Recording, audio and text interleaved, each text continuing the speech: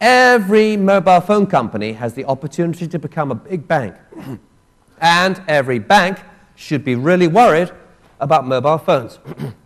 Let me explain.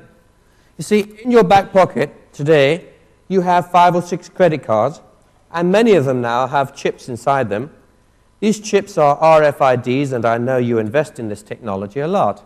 Radio frequency identification devices. These grains of sand which have entire computers in them. Hardware, software, microprocessors, permanent memory. These grains of sand will last 100 years in the environment.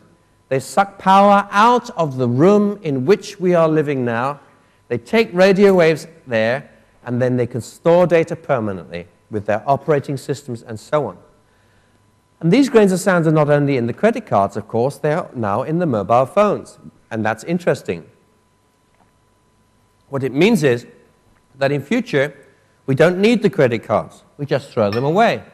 I did a lecture recently, and Visa came up to me and said, "We're very pleased about our new technology we want to show you." I think they were hoping that on the platform I would talk about it. So I am. Here it is. And they said, "All you do is you go close to the bank, you get money." I said, "Great. I do that with my phone. Why do I need you?" Imagine that American Express starts to do a deal with you as a telco, and you manufacture or you develop a new trading platform which allows a next-generation phone to work like this. You go into the petrol station, the gas station, you go into a restaurant, or you're paying the school fees for your children. It doesn't matter. Bloop, SMS comes to your phone. You put your thumb on for biometrics on the screen, so it knows who you are just as much as the American customs knows who you are, okay? It's infallible. One thumb, bloop, we know who you are.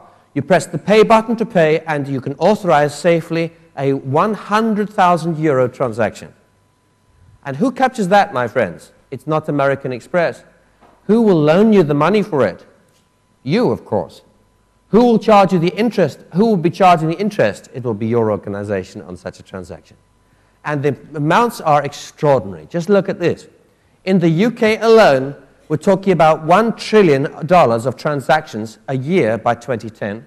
A credit card debt loaned on the back of these transactions of $100 billion at an interest rate which is running at 10% higher than the Bank of England rate. And even if you had only 1% of incentives on this, it's a $400 billion market.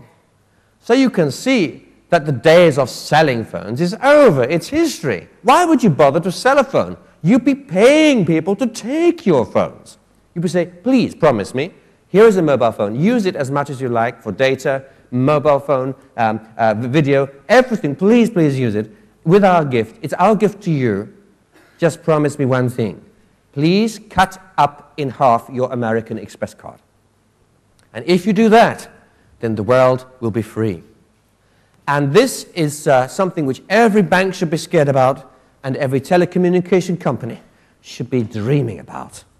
It's the greatest possible shift in financial services that you could imagine, and it's right on the doorstep now for the first company in the world that really seizes the opportunity. And I tell you, I'm not seeing anyone who's really got hold of it yet.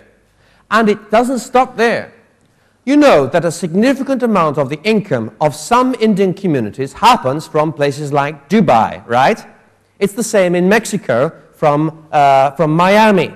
It's called remittances. And these remittances can be responsible for at least 4 to 5% of GDP of many nations. It's when the son earns in one country and he's paying back home in another. And the telco companies have a fantastic opportunity here. Vodafone is already doing it. You have 2 copies of the same SIM. You own one and your son owns one. Your son is in London and he's sending money home. And all that happens is he's buying minutes on his mobile phone and you're spending them. And you spend them to buy rice, you spend them to buy a car. You can spend them on whatever you like. They are currency, they can be traded, and what is more, there is no foreign exchange transaction, no banking losses, no control, and no taxes. It's a money system made from heaven itself, and it's sitting there within the telco system, ready to be exploited, and indeed is already. It's happening already.